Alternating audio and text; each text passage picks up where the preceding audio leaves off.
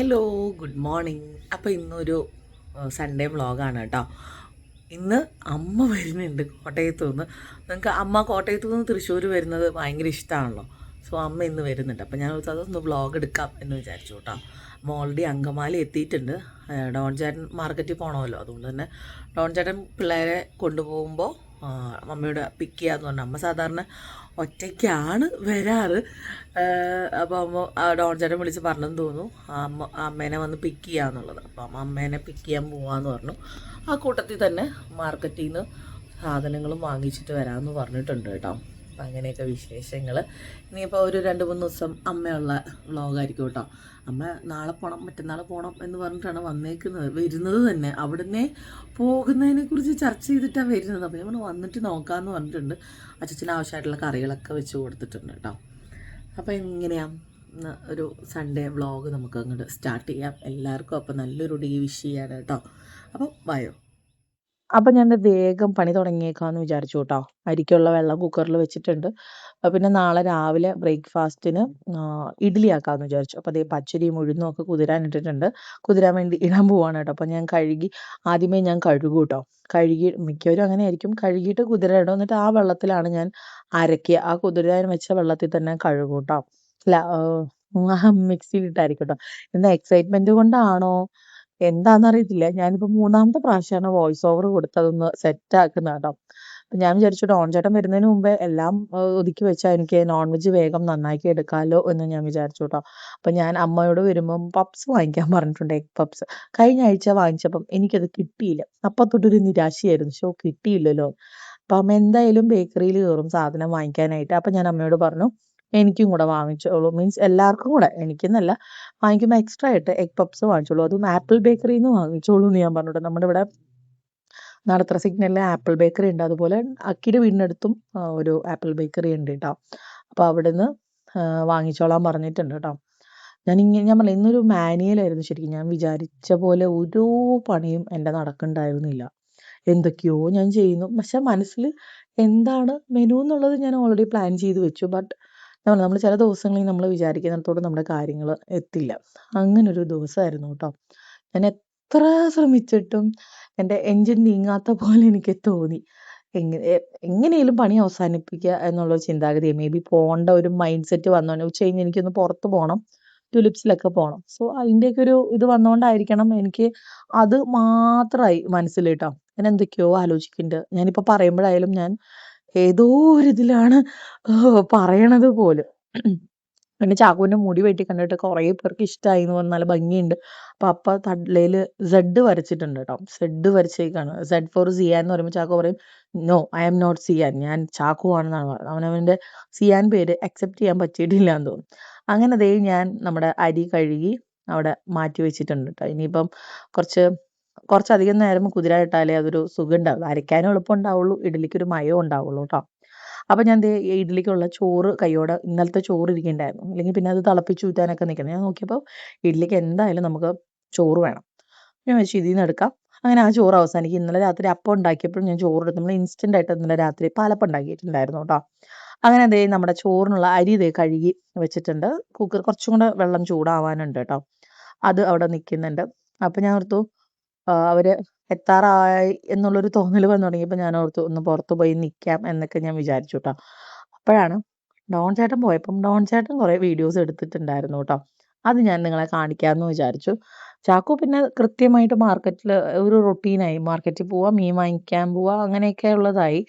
എനിക്ക് മടിയായി കേട്ടോ. ഞാൻ നോക്കുമ്പോൾ പോയിട്ട് വന്ന് ഇതൊക്കെ ചെയ്യുമ്പോൾ എനിക്ക് ഭയങ്കരമായിട്ട് ടയേർഡായ പോലെ, ഭയങ്കര നമ്മുടെ എനർജിയൊക്കെ നഷ്ടപ്പെട്ട പോലെ തോന്നും. ഡോൺ ചേട്ടൻ എപ്പോഴും എന്നെ വിളിക്കും, പക്ഷെ ഞാൻ പറഞ്ഞു ഞാൻ വരില്ല, എന്നെ വിളിക്കുക. ഇന്ന് കുറേ നിർബന്ധിച്ചു, അമ്മയെ പിക്ക് ചെയ്യാൻ പോയാൽ പറഞ്ഞു വേണ്ട. അപ്പം മാർക്കറ്റിൽ വരുന്നില്ല എന്ന് പറഞ്ഞപ്പോൾ പറഞ്ഞു അപ്പം നീ കാറിലിരുന്നു. ഞാൻ പറഞ്ഞു എനിക്ക് അതുകൊണ്ടല്ലേ, ഞാൻ പോയിട്ട് വന്നാൽ എനിക്ക് ഭയങ്കരമായിട്ട് ടയേർഡാവുന്നൊരു ഫീലിംഗ് ആണ് കേട്ടോ. അപ്പം ഞാൻ പറഞ്ഞു ഞാൻ വരുന്നില്ല എന്ന്. ചേട്ടനും അനിയനും കൂടെ പോകുന്നുണ്ട്. ചാക്കോയ്ക്ക് എല്ലാം പരിചയമായി, ആൾക്കാരെയും പരിചയമായി, വർത്താനവും ബഹളവും ഒക്കെ ആയിട്ടിരിക്കും. പിന്നെ അവൻ്റെ ചായ, ഇവർ പോകുമ്പം ചെറിയൊരു കുട്ടി ചായ പഴംപൊരി കിട്ടുന്ന ഒരു കടയുണ്ട്, അടിപൊളി പഴംപൊരിയൊക്കെ കിട്ടുന്ന കടയുണ്ട്, അവിടെ പോവും. ഇന്ന് അവിടെ പോയില്ല കേട്ടോ. ഇന്ന് ഇവർ 2 പേരും ഉള്ളതുകൊണ്ട് ഡോൺ ചേട്ടൻ പോയില്ല. അപ്പം ഇത് നമ്മുടെ മൈലോ കുടിക്കുന്നുണ്ട് അവർ. ഇത് നമ്മുടെ എടുമാർട്ടിന് അവിടെ നെസ്കഫേയുടെ ഒരു ഔട്ട്ലെറ്റ് തുടങ്ങിയിട്ടുണ്ട് ട്ടോ. അവിടുത്തെ കോൾഡ് കോഫിയും ക്യാപ്പച്ചിനോ ഒക്കെ അടിപൊളിയാന്ന് പറയുന്നുണ്ട്. അപ്പൊ ഒന്ന് ട്രൈ ചെയ്ത് നോക്കിയോളൂ. നമ്മുടെ ഗുരുവായൂരുള്ള ഒരു കട വൈറലായിട്ട് ഞാൻ വീഡിയോസ് കുറെ കണ്ടിരുന്നു. യാദൃശ്ചികമായിട്ടാണ് കഴിഞ്ഞ ദിവസം എടുമാർട്ടിൽ പോയപ്പം അത് കണ്ടത് കേട്ടോ. ട്രൈ ചെയ്യണമെന്ന്. ദേ ഡോൺ ചേട്ടനും കുടിച്ചെന്ന് തോന്നുന്നു. ദുഷ്ടൻ. ഞാൻ ഇപ്പോഴാണ് കാണുന്നത്. അങ്ങനെ ദേ നമ്മുടെ ലീലമാമ വന്നിട്ടുണ്ട് കേട്ടോ. പിള്ളേരിങ്ങനെ ഇന്നലെ തൊട്ട് ഇങ്ങനെ പറഞ്ഞുകൊണ്ടിരിക്കണം. പാച്ചുവിനോട് പറഞ്ഞു, ഏ ലീലമാമ വരുന്നുണ്ടോ എന്ന് പറഞ്ഞു കേട്ടോ. അപ്പൊ പാച്ചു ഇന്നലെ 2 പ്രാവശ്യം ആരാണ്ട് വന്നിട്ട് ബെല്ലടിച്ചപ്പോൾ അത് ലീലമാമയാണോ എന്ന് ചോദിച്ചു കേട്ടോ. അപ്പം പിള്ളേർക്ക് എന്താ പറയാ, നമ്മുടെ അവിടെ ഇടയ്ക്ക് വരുന്ന ഒരു അമ്മാമ എന്നുള്ളൊരു മൈൻഡ് സെറ്റിലെത്തിയിട്ടോ. അപ്പോൾ ഇവർ രണ്ടുപേരും എക്സൈറ്റഡ് ആണ്. ചാക്കോ ഇന്ന് ഇടത്തോട്ടാണ്, തോമു ഇന്ന് കൊഞ്ചിക്കുന്ന മൂഡിലുമാണ്. ആകെ മൊത്തം നല്ല രസമാണ്. ഇത് അമ്മ എനിക്ക് തോന്നുന്നു ആപ്പിൾ ബേക്കറി പോയപ്പോൾ എടുത്തൊരു വീഡിയോ ആണെന്ന് തോന്നുന്നു കേട്ടോ. കലിപ്പ് കണ്ടോ, കലിപ്പ് മൂഡ് കണ്ടോ ചാക്കോന്റെ. ഞാനിത് വോയിസ് ഓവർ കൊടുക്കാൻ കാരണം ആ ഒരു ഫ്ലോയിൽ അങ്ങ് പോകുമ്പോൾ പൊക്കോട്ടെ എന്ന് വിചാരിച്ചു. ഇടയ്ക്ക് കട്ട് ചെയ്യുമ്പോഴായാലും ചില കാര്യങ്ങൾ നമ്മുടെ ഇതിന്റെ ഈ വീഡിയോയ്ക്ക് എതിരായിട്ടുള്ള കുറേ കാര്യങ്ങളുണ്ട്. അപ്പോൾ അതാണ് ഞാൻ റിസ്ക് എടുക്കാണ്ട് ഞാൻ തന്നെ വോയിസ് ഓവർ കൊടുത്തു വിടുന്നത്. പിന്നെ ഞാൻ ഇടുന്ന വോയിസുകളും അത്രയ്ക്കും ശ്രദ്ധിച്ചിട്ടാണ് ഞാൻ ഓരോന്നും നോക്കിയിടുക കേട്ടോ. ശരിക്കും എനിക്ക് ഇത് ഇടണമെന്നുണ്ടായിരുന്നു, പക്ഷെ ഇടാൻ പറ്റാത്തൊരു സാഹചര്യം ആയതുകൊണ്ടാണ്. അങ്ങനെ എന്താണ് അവരുടെ ആ കാര്യങ്ങളൊക്കെ കഴിഞ്ഞപ്പോൾ ദേ ഞാൻ എടുക്കാൻ തുടങ്ങിയ വീഡിയോ നമ്മുടെ അമ്മ വന്നിട്ടുണ്ട് കേട്ടോ. അവരുടെ മുഖത്ത് ബാക്കിൽ നിന്ന് അല്ല ഫ്രണ്ടിൽ നിന്ന് ചാക്കോ ബാക്കിലെത്തി ലീലമാമയുടെ കൂടെ ദേ ഇരിക്കുന്നുണ്ട് കേട്ടോ. അപ്പോൾ ഞാൻ ഓർക്കാം, ഇപ്പൊ സാരി നല്ല പരിചയമുണ്ടല്ലോ, പക്ഷെ നല്ല ഭംഗി, പരിചയം ഉണ്ടെന്നല്ല നല്ല ഭംഗിയുണ്ടല്ലോ. പിന്നെ ഡോൺ ചേട്ടൻ പറഞ്ഞു, എടി ഇത് നമ്മൾ വാങ്ങിച്ചു കൊടുത്താ, എനിക്ക് തോന്നുന്നു ഞാൻ പ്രസവിച്ചു കഴിഞ്ഞാൽ ചാക്കോനെ പ്രസവിച്ചു കഴിഞ്ഞാൽ ഞാൻ വാങ്ങിച്ചതാണെന്നാണ് എൻ്റെ ഒരു വിശ്വാസം. പക്ഷെ ഞാൻ മറന്നുപോയി എന്നുള്ളതാണ്. അങ്ങനെ അതെ അമ്മയോട് ഞാൻ വന്ന വഴിക്ക് പറഞ്ഞു, അമ്മേനെ കാണാൻ ഭയങ്കര ഭംഗിയുണ്ടല്ലോ ഈ സാരിയിൽ. നമ്മുടെ ക്ഷീണമൊക്കെ ചെറുതായിട്ടൊന്നും മാറിട്ടോ. ഞാൻ പോയ സമയത്ത് ഭയങ്കര ക്ഷീണിച്ചിരിക്കുന്ന ഒരു സമയമായിരുന്നു.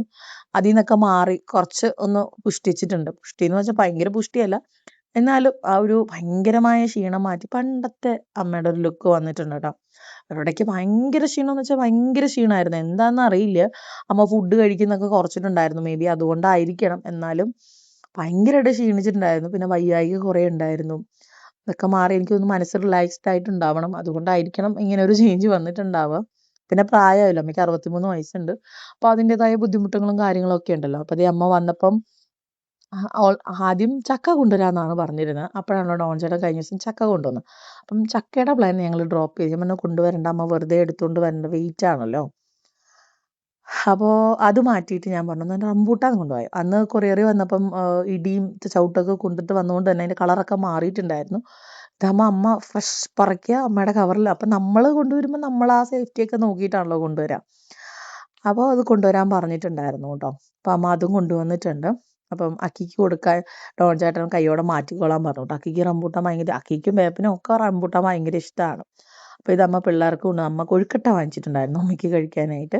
പിന്നെ എന്താ ബിസ്ക്കറ്റ്, കുഴലപ്പം, അച്ചപ്പം. തൃശ്ശൂർ ഞാൻ പറഞ്ഞു അമ്മേനെയും കോട്ടയത്തെ സ്നാക്സ് കൊണ്ടുവരണ്ട, തൃശ്ശൂരുകാരുടെ തന്നെ സ്നാക്സ് വേണം. അല്ലെങ്കിൽ അമ്മ ബെസ്റ്റിലൊരു പർച്ചേസിന് പോകും. ഞങ്ങൾ ഇങ്ങോട്ട് വരുന്നതിന് മുമ്പ് അമ്മ ബെസ്റ്റിലൊരു പർച്ചേസിന് പോകാറുണ്ട്. അപ്പം ഞാൻ പറഞ്ഞു അതിനി വേണ്ട, അമ്മ ഇവിടെ വന്നിട്ട് വാങ്ങിച്ചാൽ മതി. പിന്നെ ഇവിടെ വന്നിട്ട് വാങ്ങിക്കാന്ന് വെക്കുമ്പോൾ ഡോൺ ചേട്ടൻ പിക്ക് ചെയ്തുകൊണ്ട് വന്നുകൊണ്ടിരുന്ന സമയത്ത് ഡോൺ ചേട്ടൻ കയറാൻ സമ്മതിക്കത്തില്ല. അമ്മ എന്തിനാ വാങ്ങിക്കണം, പൈസ കളയണമെന്നൊക്കെ ചോദിച്ചിട്ട് സമ്മതിക്കാം. അത് അമ്മയ്ക്ക് ഭയങ്കര ബുദ്ധിമുട്ടുള്ള കാര്യമാണ് കേട്ടോ.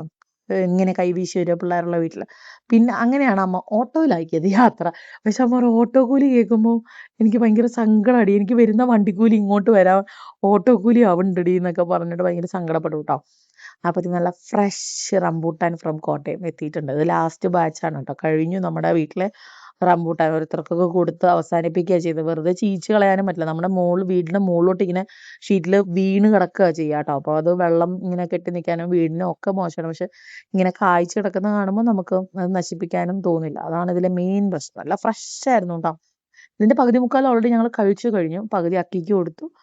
ഞങ്ങൾ ഇങ്ങനെ അങ്ങോട്ടും ഇങ്ങോട്ടും നടക്കുമ്പം കഴിച്ചുകൊണ്ടിരിക്കുകയാണ്. അതാണ് ഇതിലെ ഏറ്റവും വലിയ സത്യം കേട്ടോ.